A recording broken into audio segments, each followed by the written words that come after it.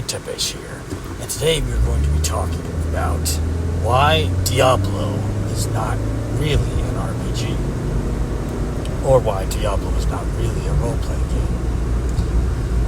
Now, there's a couple things I want to say about Diablo, and I really give it credit for, is the random map generator system in the game.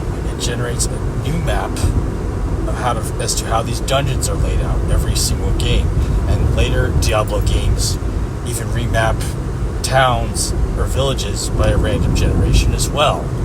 And back in 1996, that was great for a game to do that. It made it a different map and a different set of quests that you could possibly undertake in each game.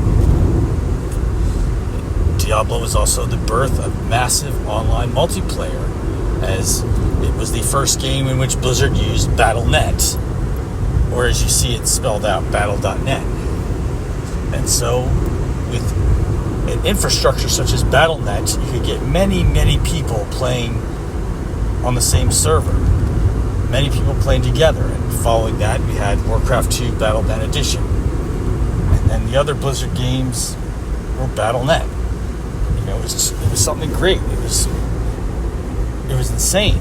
It was better than your regular phone line or direct Ethernet connection by putting two computers connected together on the same cable.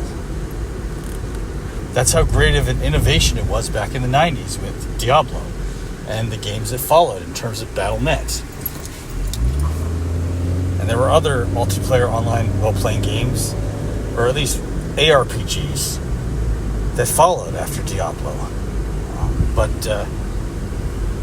you decide what I want to compliment Diablo on, which is these innovations in terms of random world, random map generation, and multiplayer capability. I'm just going to say that even though I did have some enjoyment years ago playing Diablo, it's not really a role-playing game. And I'm going to talk about the elements of role-playing games and how those elements aren't really in Diablo to the extent that they are in other role-playing games.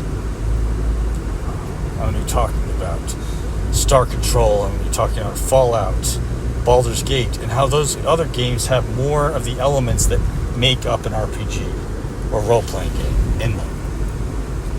So, without much further ado, we are going to get started.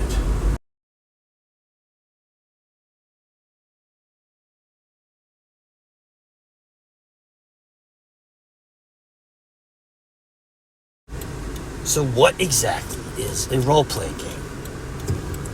Well, a role-playing game involves playing the role of a character as well as making decisions with consequences in the greater world. Not just combat, but decisions which affect your character, other characters, and the greater world as a whole in terms of status. So how does this relate to Diablo? Well, we're going to talk about that briefly for a couple of minutes, as to how the quantities of a role-playing game are not necessarily in Diablo. As a disclaimer here, there are games that I very much enjoy that would also not qualify as RPGs or role-playing games. These games do have elements that you think of in role-playing games, such as buying items at shops, or combat, stats, leveling up. But those alone are not all the qualities or characteristics of an RPG or role-playing game. These games include the 3D Castlevania games, or even side-scrolling Metroidvania games. They aren't true RPGs, even though you do have shops and you do have leveling up for your character and battle stats. Those alone are not a role-playing game. There are some customizable aspects of these 3D Castlevania games through the PlayStation 2 or the Xbox, which involve buying better weapons. There are characteristics such as choosing your boss battle order in the case of Lament of Innocence. Other cases it becomes somewhat forced as to which order you have to go, because you need certain equipment from certain boss battles to go access other bosses. So Castlevania games and the Metroidvania or the 3D Castlevania become more linear in the plot. And this also is true very much with the Diablo games. It becomes very linear. There are dungeon crawling mechanics in both the Castlevania and the Diablo games, but your overall impact on the world is stagnant. You don't really change the outcome much. And you don't change the status of the world much. Now, there are other games which have a better example of a role-playing game in terms of your decisions affecting the world. Those would be the original Fallout. The original Fallout very much runs on timers in terms of how events in the world happen. You have a bad ending to this game of Fallout if you do not finish the original Fallout within a certain amount of time. So, that's also true with another role-playing game that occurs in space known as Star Control and Star Control 2. The status of the galaxy at large as you travel around the stars, building your star fleet and fighting various factions in space, that runs on a timer. If you do not complete various objectives in these Star Control games or make the right decisions in these Star Control games, then you can get a bad ending. Another case where your actions affect the world, although you don't have as much of a strict time limit, would be Baldur's Gate. Various locations in the world are affected based on your actions in the game of Baldur's Gate. Certain quests, certain towns, certain characters may or may not be available based on your actions in the game.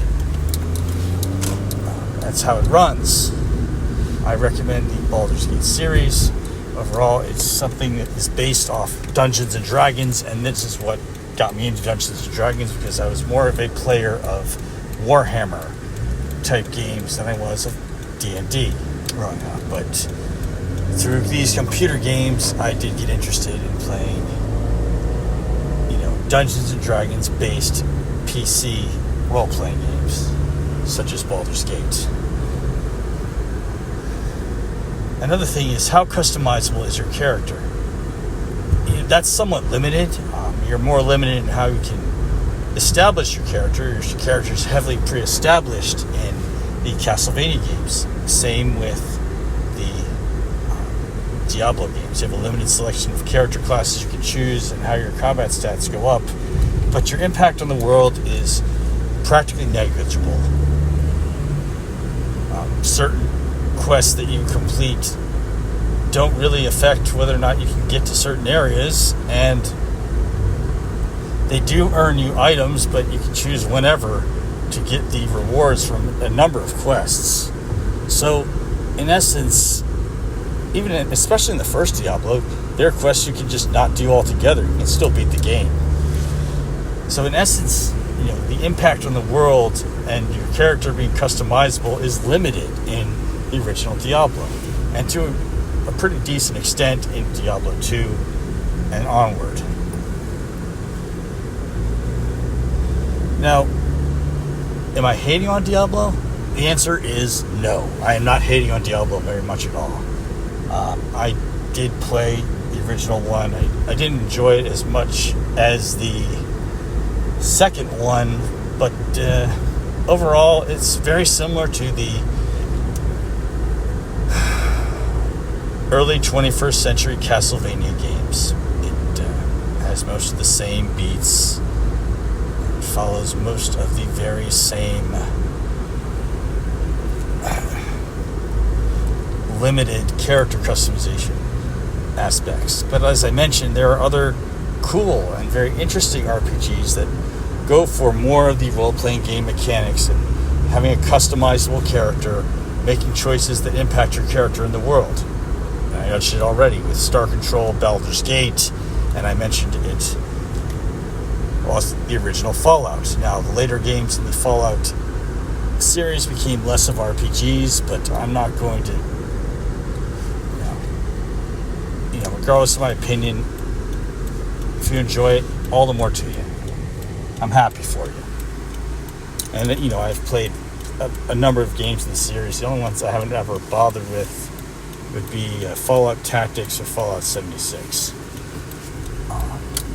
Those ones kind of missed me, and I just didn't feel interested in playing them. But on the other hand, it's just that, as brutal and as difficult as the original Fallout was, without it played, it was the most role-playing game out of the series.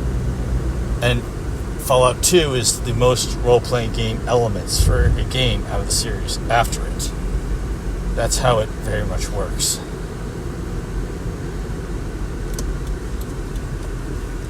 So, this is what I just want to say, and that, there's nothing wrong with these Diablo and what you call action RPGs or ARPGs that don't really go by the characteristics of an RPG when it comes to decisions and story weaving, as I'm going to call the character customization and the world impacts.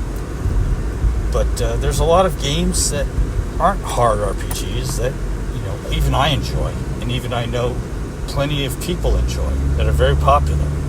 And I just wanted to set this aside as a little distinction here and a point of discussion. Do you like any ARPGs that aren't really hard RPGs, or are there hard role-playing games that are very much decision-making, very much playing the role of a custom character and making decisions in the world as that custom character? I would like to know. So let me know in the comments.